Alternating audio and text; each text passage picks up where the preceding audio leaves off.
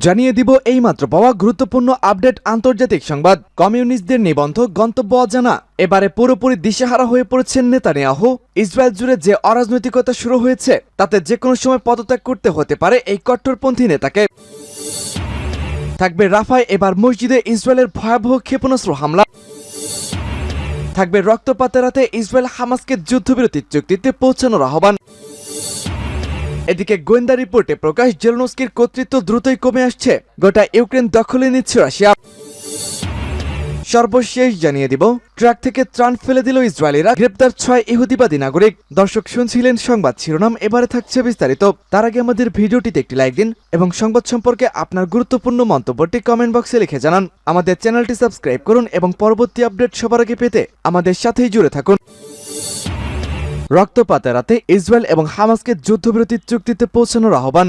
জাতিসংঘ মহাসচিব Antonio Guterres গাজায় ফিলিস্তিনি জিম্মি ও তাদের পরিবারের অসহনীয় দুর্ভোগ বন্ধ করতে একটি যুদ্ধবিরতির চুক্তিতে পৌঁছাতে ইসরায়েল এবং হামাসের প্রতি আহ্বান জানিয়েছেন। মঙ্গলবার জাতিসংঘ নিরাপত্তা পরিষদে তিনি সাংবাদিকদের বলেছেন, এখনই যুদ্ধবিরতি ও জিম্মি চুক্তি প্রয়োজন এবং ইসরায়েলকে অবশ্যই রাফায় উত্তেজনা বৃদ্ধি বন্ধ করতে হবে। তিনি বলেছেন, গাজায় শান্তির জন্য কয়েক সপ্তাহ তীব্র কূটনৈতিক তৎপরতা যদি যুদ্ধবিরতি না দেয় তাহলে তা হবে অত্যন্ত দুঃখজনক। জিম্মিদের মুক্তি নেই এবং রাফায় একটি বিধ্বংসী আক্রমণ হচ্ছে। গুতেরেস রক্তপাত বন্ধের প্রয়াসে ইসরায়েল ও হামাস উভয়কে এখন একটি চুক্তি নিশ্চিত করার জন্য কোনো প্রচেষ্টার বাদ না দেওয়ার আহ্বান জানিয়েছেন।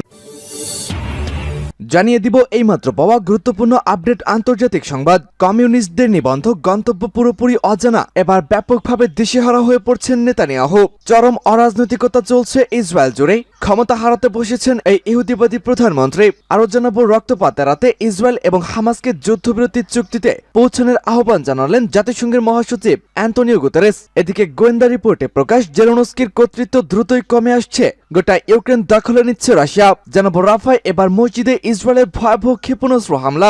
সর্বশেষ জানিয়ে দিব, ট্রাক থেকে ত্রাণ রাস্তায় ফেলে দিল ইসরায়েলিরা, গ্রেপ্তার 6 ইহুদিবাদী নাগরিক। দর্শক শুনছিলেন সংবাদ শিরোনাম, এবারে থাকছে বিস্তারিত। তার আগে আমাদের ভিডিওটিতে একটি লাইক দিন এবং সংবাদটি কোন জেলা থেকে শুনছেন এবং দেখছেন কমেন্ট বক্সে লিখে জানান। আমাদের চ্যানেলটি সাবস্ক্রাইব করুন এবং পরবর্তী আপডেট সবার আগে পেতে আমাদের সাথেই জুড়ে থাকুন।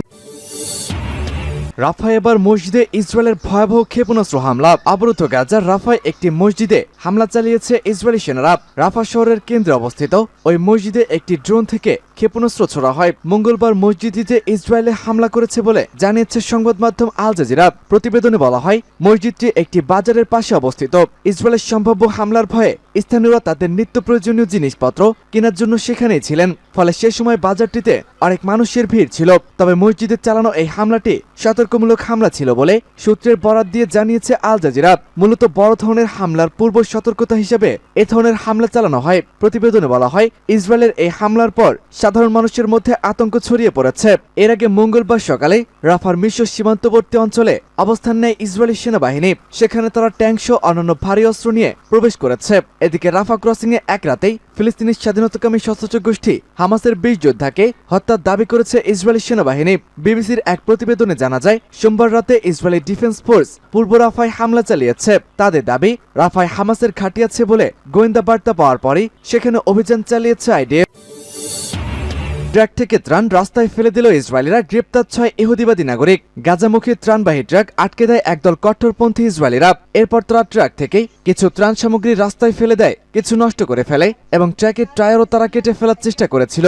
সোমবার রাতে এই ঘটনাটি ঘটেছে। পরে এ কাজে জড়িত 6 ইসরায়েলিকে গ্রেপ্তার করেছে দেশটির পুলিশ। জর্ডান থেকে ইসরায়েল হয়ে ট্রাকগুলো গাজায় যাচ্ছিল। পথে ইসরায়েল অংশের ট্রাক থামিয়ে স্লোগান দিতে থাকে আন্দোলনকারীরা। তারা বলতে থাকেন, গাজায় একজন ইসরায়েলের জিম্মি থাকা অবস্থায় সেখানে ত্রাণ দেওয়া যাবে না।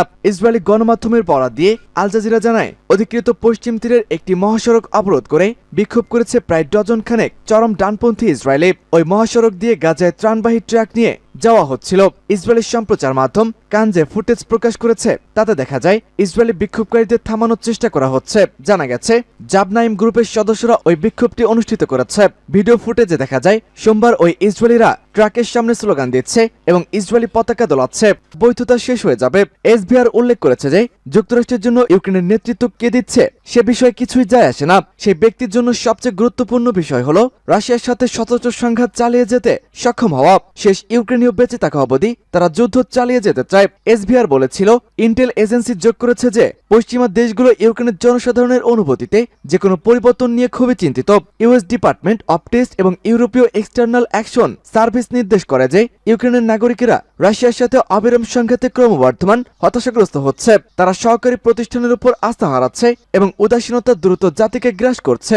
এসবিআর জোর দিয়ে বলেছে, যোগ করা হয়েছে ইউক্রেনীয় সশস্ত্র বাহিনী দলত্যাগ এবং স্বেচ্ছায় আত্মসমর্পণের ক্রমবর্ধমান ঘটনাগুলি রিপোর্ট করেছে।